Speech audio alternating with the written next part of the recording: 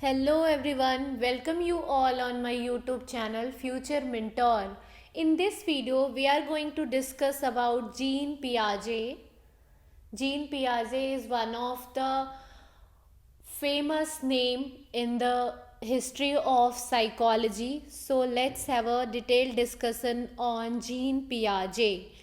So first of all, introduction about Jean Piaget. जैसा कि मैंने आप सभी को बताया कि जीन पियाजे जो है वो एक बहुत ही फेमस नेम है साइकोलॉजी में, और आपके जितने भी टीचिंग एग्ज़ाम हैं ऑलमोस्ट सभी में ये टॉपिक कवर करता है, चाहे आप सी टेट की बात करें या फिर के वी एस या डी ट्रिपल एस वी या फिर यूपी टेट की। हर एक एग्ज़ाम्स में जीन पियाजे से रिलेटेड क्वेश्चंस पूछे ही जाते हैं। तो हम देखते हैं जीन पियाजे के बारे में। जीन पियाजे was a radical constructivist. Jean पियाजे जो थे वो एक रेडिकल कंस्ट्रक्टिविस्ट थे। कंस्ट्रक्टिविस्ट का मतलब होता है रचनावादी और रेडिकल का मतलब होता है कट्टर। ठीक है, रचनावादी हम उन लोगों को कहते हैं जिनका मानना है कि बच्चे अपने संज्ञान का निर्माण खुद ही करते हैं। खुद बच्चे अपने संज्ञान का निर्माण करते हैं। He was a biologist, he was a Swiss psychologist. वे एक स्विस साइकोलॉजिस्ट थे। पियाजे interest in cognitive development was inspired by his own observation of his own nephew and daughter. This is a very important line कि उन्होंने जो theory जो दी है development की, कॉग्निटिव डेवलपमेंट की, वो उनके खुद के ऑब्जर्वेशन जो उन्होंने अपने नेफ्यू एंड डॉटर पे किया था उस पे बेस्ड है। उनका मानना था कि जो बच्चों का जो डेवलपमेंट है वो एक डिसकॉन्टिन्यूअस प्रोसेस है और ये 4 डिफरेंट स्टेजेस में होता है। ठीक है, और इन 4 डिफरेंट स्टेजेस के बारे में अब हम स्टडी करेंगे। वो कौन से 4 डिफरेंट स्टेजेस है, तो आइए हम देखते हैं वो the different 4 stages. So stages of development given by Jean Piaget are sensory motor stage, next one is pre-operational stage, and the third one is concrete operational, and the fourth one is formal operational. Jean Piaget ने development को इन 4 वे different stages में divide किया है। तो आइए हम in different stages के features के बारे में डिस्कस करेंगे। So first of all is sensory motor stage, जो कि 0 से 2 साल तक होता है। इस स्टेज के मेन फीचर्स क्या है हम उसे जानते हैं, क्योंकि आपका जो क्वेश्चन पूछा जाएगा वो डायरेक्टली इसके फीचर्स ही पूछे जाते हैं एग्जाम में। आपको कुछ लिखने को तो आता नहीं, ऑब्जेक्टिव टाइप क्वेश्चन होता है, तो आपसे जस्ट फीचर पूछे जाते हैं कि ये जो पर्टिकुलर फीचर है वो कौन से स्टेज में आता है। So first of all object permanence, ये वो स्टेज है जिसमें बच्चे में ऑब्जेक्ट परमानेंस आ जाता है। मतलब बेसिकली बच्चा जो है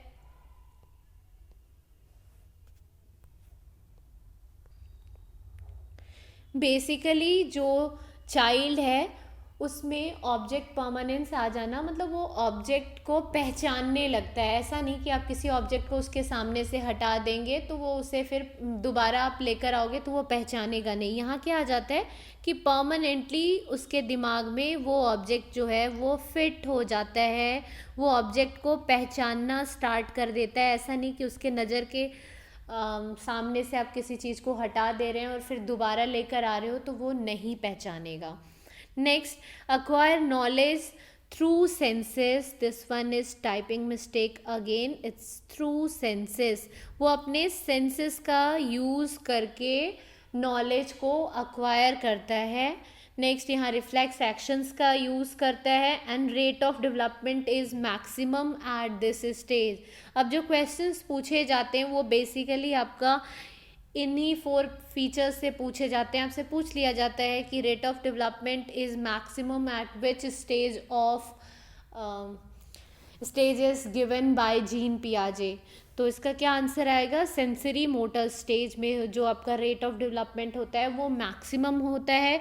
ये वही स्टेज है जहाँ पे बच्चा नॉलेज एक्वायर करता है थ्रू सेंसेस। एंड नेक्स्ट कि बच्चे में ऑब्जेक्ट परमानेंस आ जाती है। तो फीचर्स आप पक्का से याद रखोगे, यहीं से क्वेश्चन पूछा जाता है। या फिर कभी कभी क्वेश्चन ये भी पूछा जाता है कि जो सेंसरी मोटर स्टेज है वो उसका टाइम पीरियड क्या होता है, मतलब ये 0 to 2 years तक होता है। Now coming to the next stage, which is pre-operational stage. This is from 2 to 7 years तक ये चलता है। At this stage, children begins to think symbolically and learn to use words and pictures to represent objects.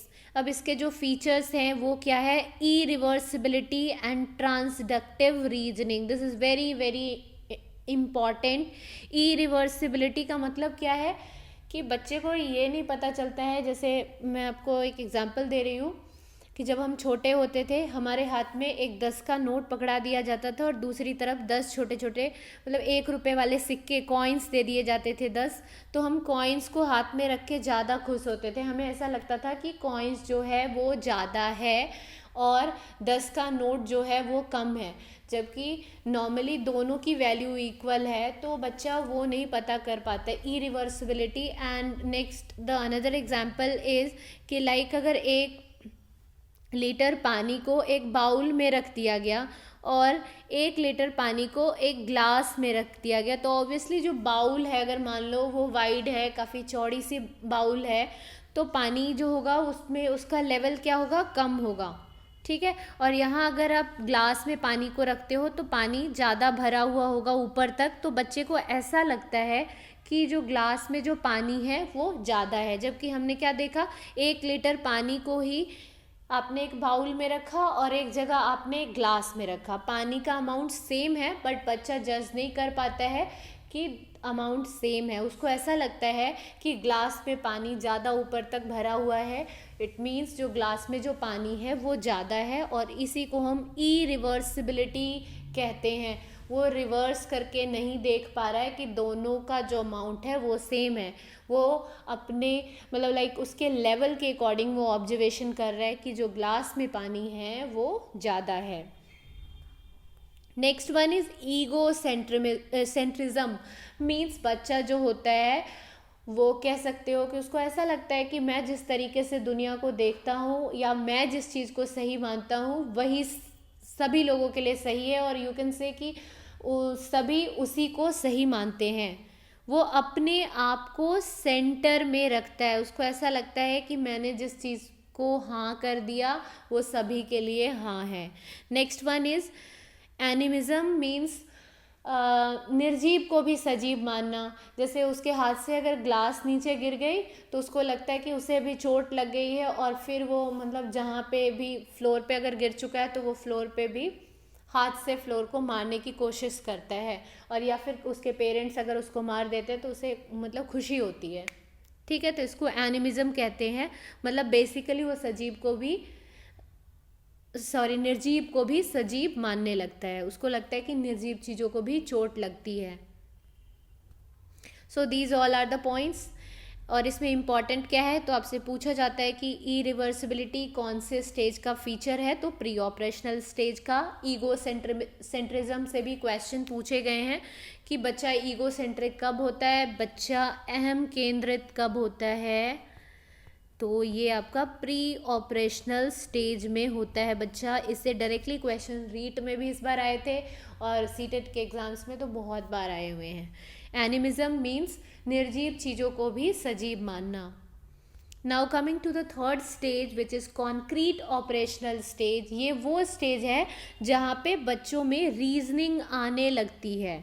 बच्चा क्या करने लगता है, तर्क करना स्टार्ट करता है। लेकिन आप याद रखोगे क्या कि रीजनिंग तो आ जाती है, बट कैसी रीजनिंग आती है बच्चों में, कॉन्क्रीट चीज़ों को लेकर, टैंजिबल चीज़ों को लेकर रीजनिंग आती है। यहाँ जो रीजनिंग आती है वो टैंजिबल, कॉन्क्रीट, ऐसी चीज़ें जिसे वो छू सकता है उसको लेकर वो तर्क कर पाता है, ठीक है। ये याद रखना है, बिकॉज आप जो इससे अगला वाला स्टेज है फॉर्मल ऑपरेशनल, और वहाँ भी रीजनिंग की बात की गई है और यहाँ भी रीजनिंग की बात की गई है, तो आप कंफ्यूज हो सकते हो। तो आप याद रखोगे कि यहाँ जो रीजनिंग बच्चे में डेवलप होती है वो बेसिकली कॉन्क्रीट चीज़ों के लिए होती है। एंड नेक्स्ट आपको याद क्या रखना है कि ये जो स्टेज है वो 7 to 11 ईयर्स के लिए होता है.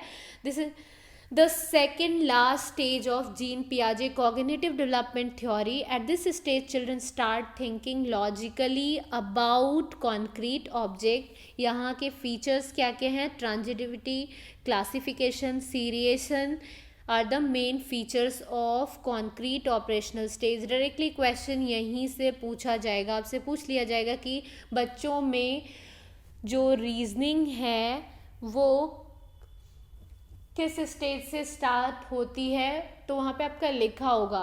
ठीक है ना, स्टार्ट तो हो जाती है यहीं से कॉन्क्रीट ऑपरेशनल स्टेज से, लेकिन कैसी रीजनिंग? कॉन्क्रीट चीज़ों के लिए जो रीजनिंग होती है वो स्टार्ट हो जाती है. बच्चों में क्लासिफिकेशन करना बच्चे स्टार्ट कर देते हैं. यहाँ पे बच्चे फिर क्या हो जाते हैं, जैसे हमने इससे पहले वाले स्टेज में देखा क्या, इरिवर्सिबिलिटी. ठीक है ना, लेकिन यहाँ बच्चों में रिवर्सिबिलिटी आ जाएगी. बच्चा फ़र्क समझने, वो ये समझने लगता है कि 1 लीटर पानी जो बाउल में है और 1 लीटर पानी जो ग्लास में है दोनों इक्वल है. ठीक है, बच्चों में सीरिएशन आ जाता है. ये सारे इसके मेन फीचर्स हैं. Next one is formal operational stage. ये 12 एंड अबव ईयर्स के लिए होता है. ये वो स्टेज है जिसमें बच्चा हाइपोथेटिकल रीजनिंग करना स्टार्ट कर देता है, एब्स्ट्रैक्ट चीज़ों के लिए भी तर्क करने लगता है. ठीक है, ऐसी चीज़ें जो उसे दिखाई नहीं देती है, अमूर्त चीज़ें जो होती हैं जो उसे दिखाई नहीं दे रही है, जिसको वो छू नहीं सकता है, उसके लिए भी वो रीजनिंग करना स्टार्ट कर देता है, तर्क करना स्टार्ट कर देता है. तो आपसे जनरली पूछा जाता है कि which is the last stage of Jean पियाजे डेवलपमेंट, कॉग्निटिव डेवलपमेंट थ्योरी. तो last stage is formal operational stage. या फिर आपसे पूछा जा सकता है कि उसका टाइम पीरियड क्या होता है, तो 12 and above years. And next आपसे क्वेश्चन ये भी पूछा जाता है कि किस स्टेज में बच्चों में हाइपोथेटिकल रीजनिंग स्टार्ट हो जाती है, या फिर रीजनिंग अबाउट एब्स्ट्रैक्ट थिंग्स किस स्टेज में स्टार्ट होती है, तो वो उसका आंसर होगा formal operational stage. This is the last stage of Jean Piaget cognitive development theory. At this stage, children start thinking logically over abstract thing.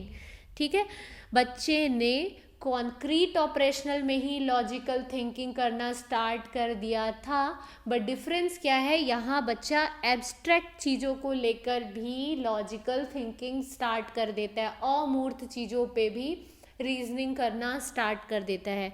So its feature is hypothetical and deductive reasoning is the main feature of this stage. आपसे question basically इन सारे stage से ही पूछे जाते हैं. Next अब हम देखते हैं कि जीन पियाजे से और भी क्या क्या क्वेश्चंस बनते हैं. मैं बेसिकली ये स्लाइड्स जो मैंने प्रिपेयर किया है ये सिर्फ क्वेश्चंस के बेसिस पे ही करा है, मैंने कोई पूरी थ्योरी लिखने की कोशिश नहीं करी है.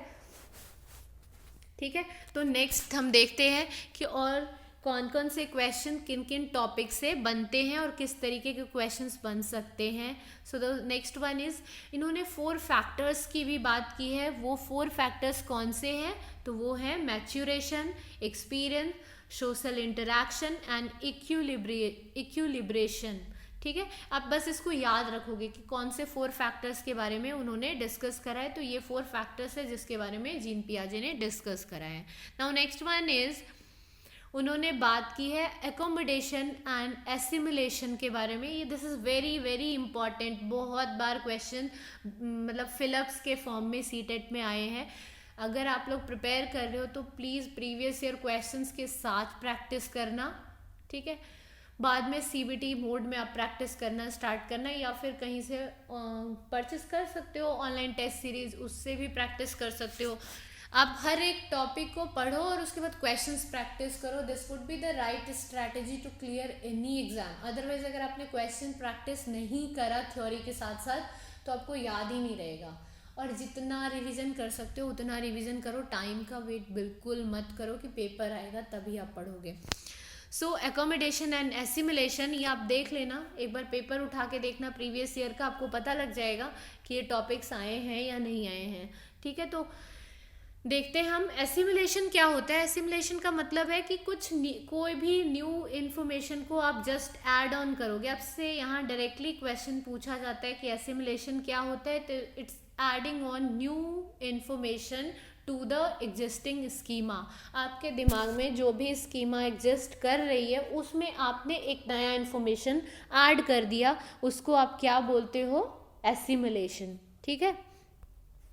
Piaget defined assimilation as the cognitive process of fitting new information into existing cognitive schemas or adding new information to the existing schemas। जैसे कि आपको किसी ने बताया कि जो गाय है उसके 4 पैर होते हैं, या किसी ने याद करवा दिया कि गाय चौपाया जानवर है। ठीक है। तो उसके बाद आपके पास कोई दूसरा एनिमल आया जो गाय की तरह ही दिख रहा हो, ऑलमोस्ट, मतलब थोड़ा डिफरेंट हो, लेकिन उसके भी 4 पैर हैं और हाइट थोड़ा आगे पीछे है। तो अब बच्चा क्या करता है, सोचता है ये भी एक गाय ही है। मान लो गाय है, वहाँ पे कोई भैंस आ गई, बुफेलो आ गई, ठीक है ना। उसने बुफेलो को देखा, उससे लगा कि ये भी काऊ है। क्यों? क्योंकि इसके भी 4 पैर हैं और उसको बताया गया था कि जो गाय है उसके 4 पैर होते हैं। उसे दिखा दिया गया कि ये 4 पैर वाले एनिमल को हम क्या कहते हैं, गाय है ये। तो उसने ये सोच लिया कि ये भी किसी प्रकार की गाय ही है। ठीक है। लेकिन बाद में उसके पेरेंट्स ने या फिर कोई भी जो उसका मेंटोर जो उसको गाइड कर रहा है उसने बताया कि ये गाय नहीं है, ये बुफेलो है। तो उसने जस्ट क्या किया, ऐड कर लिया उसमें कि ये गाय नहीं है, बुफेलो है। क्यों? क्योंकि इसका स्ट्रक्चर थोड़ा डिफरेंट है, इसका कलर भी डिफरेंट है। ठीक है। तो इसको हम क्या कहते हैं, एसिमुलेशन। ऐड किया उसने। नेक्स्ट, अब एकोमोडेशन में क्या करता है, किसी ने अब बता दिया उसको कि ये गाय नहीं, ये बुफेलो है, और बता दिया क्यों है, क्योंकि उसका कलर डिफरेंट है, उसका पोस्चर जिसका फिजिक है वो थोड़ा डिफरेंट है, बनावट जो है उसकी वो थोड़ी सी डिफरेंट है। अब वो बच्चा क्या करेगा, खुद में सोचना स्टार्ट करेगा कि गाय और बुफेलो में, काऊ और बुफेलो में क्या डिफरेंस है। अभी वो डिसबैलेंस की पोजीशन में आ जाएगा। जैसे 4 फैक्टर्स हमने पढ़ा ना, वो 4 फैक्टर्स यहाँ काम आने वाला है। बच्चा क्या हो जाएगा, डिसबैलेंस्ड पोजीशन में आ जाएगा। जैसे हम मैथ्स में कोई क्वेश्चंस करते हैं, कुछ नया कॉन्सेप्ट आ जाता है, ठीक है, जिसको हम रिलेट नहीं कर पा रहे होते, लेकिन दूसरा कोई हमें बता के चला जाता है। फिर हम क्या करते हैं, खुद से सेल्फ स्टडी स्टार्ट करते हैं। पहले हम उसको हम कंफ्यूज हो जाते हैं। That confusion is what, disbalance stage में हम होते हैं कि ये कैसे इससे रिलेटेड है। फिर कुछ देर के बाद हम उसको समझते हैं और फिर हम किस पोजीशन में आ जाते हैं, बैलेंस्ड। और बैलेंस पोजीशन को ही क्या बोलते हैं, इक्विलिब्रिएशन। ठीक है। तो यही बस यहाँ पे होगा कि आप बच्चे का जो स्कीमा था उसमें आपने क्या किया, न्यू इन्फॉर्मेशन को ऐड कर दिया। जैसे ही आपने न्यू इन्फॉर्मेशन को ऐड करा, उस प्रोसेस को क्या कहते हैं, एसिमुलेशन। वो तो हो गया। अब बच्चा क्या आएगा, डिसबैलेंस पोजीशन में आएगा, और फिर कुछ टाइम के बाद उसको समझ आ जाएगा कि अच्छा ये काऊ है और ये बुफेलो है। फिर से वो इक्विलिब्रिएशन में आ जाएगा, बैलेंस पोजीशन में आ जाएगा, और यहाँ बच्चा खुद को एडजस्ट कर लेगा। एंड इस एडजस्टमेंट को क्या कहते हैं, एकोमोडेशन। तो ये तो हिस्ट्री थी। लेकिन अगर MCQs आएगा और आपको मान लो ये हिस्ट्री ना भी याद है, तो आपको याद रखना है कि एसिमुलेशन का मतलब सिर्फ adding new information to the schema होता है, to the existing schema. Adding new information to the existing schema, बस ये लाइन याद रखना है, आप कर पाओगे क्वेश्चन को। और एकोमोडेशन का मतलब क्या होता है, एडजस्ट कर लेना। It is related to adjustment. So these 2 points are very very important for the examination point of view. और कभी कभी आपको पता भी नहीं लगता है कि एकोमोडेशन एंड एसिमुलेशन कहाँ से आ गया। तो ये दोनों वर्ड्स, ये जो 2 टर्म हैं, इसके बारे में जीन पियाजे ने डिस्कस कर रखा है। ठीक है। सो ये कुछ टॉपिक्स थे जो कि जीन पियाजे से रिलेटेड थे, जो कि मैंने आप सभी के साथ डिस्कस करा। अब आइए मैं आपको कुछ इम्पॉर्टेंट पॉइंट्स बताती हूँ जो कि आपको इस टॉपिक से रिलेटेड हैं, जो कि आपको याद रखना है और यू कैन से कि आपके रिवीजन में हेल्प करेगा। सो Let's have a look over this. Some important points for examination point of view, जिससे related question examination में पूछे जाते हैं. First आपसे पूछा जाता है meaning of adjustment and assimilation.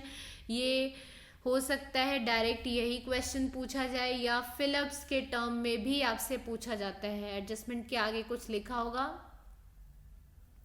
Sorry this is accommodation. Accommodation आपसे डायरेक्टली पूछा जाएगा. एडजस्टमेंट क्या है, अकोमोडेशन, और एसिमिलेशन क्या है, adding on new information.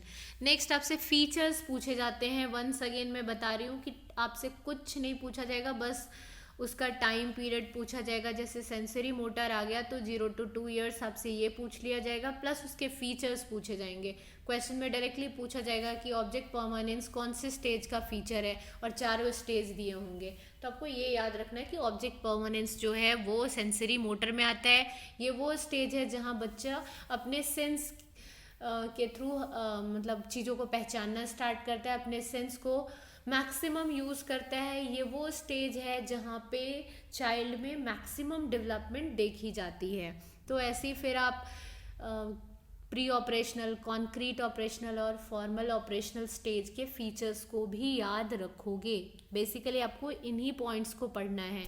Next one is at which stage development can be seen at its maximum. Again it's a sensory motor stage. Next, according to Jean Piaget, children are not less intelligent than adults, they just differ in their thinking. ये किसी stage में मैंने नहीं लिख रखा था, लेकिन इससे डायरेक्टली क्वेश्चन बनता है. आपसे पूछा जा सकता है कि according to him children are not less intelligent than adults but they just differ in their thinking. तो ऐसा पियाजे ने बोला है कि जो बच्चे हैं वो एडल्ट से कम इंटेलिजेंट नहीं होते हैं, बस उनके थिंकिंग में डिफरेंस होती है. ठीक है, ऐसा जीन पियाजे ने बोला है. या फिर आपसे फिलिप्स में भी पूछा जा सकता है, जैसे ये लिखा आ जाए कि चिल्ड्रन आर डैश, यहाँ पे इंटेलिजेंट दैन अडल्ट्स, और फिर ये डीफर को हटा दिया जाए और यहाँ पे ब्लैंक दे दिया जाए. जैसे मैंने यहाँ बताया नॉट लेस की जगह ब्लैंक दे दिया जाएगा इन देयर थिंकिंग. तो फर्स्ट वाले में आपको क्या लिखना है, नॉट लेस इंटेलिजेंट. बच्चे जो हैं वो अडल्ट से कम इंटेलिजेंट नहीं होते हैं, बट उनकी थिंकिंग जो होती है वो डिफरेंट होती है. तो so this is all about Jean पियाजे. आई होप सो आप सभी को ये वीडियो पसंद आया होगा. अगर आपको वीडियो पसंद आया है तो प्लीज़ वीडियो को लाइक करें एंड चैनल को सब्सक्राइब करें एंड ज़्यादा से ज़्यादा लोगों के साथ शेयर करें. एंड वंस अगेन कि वीडियो को स्किप करके ना देखें. So thanks for watching this video. Thank you.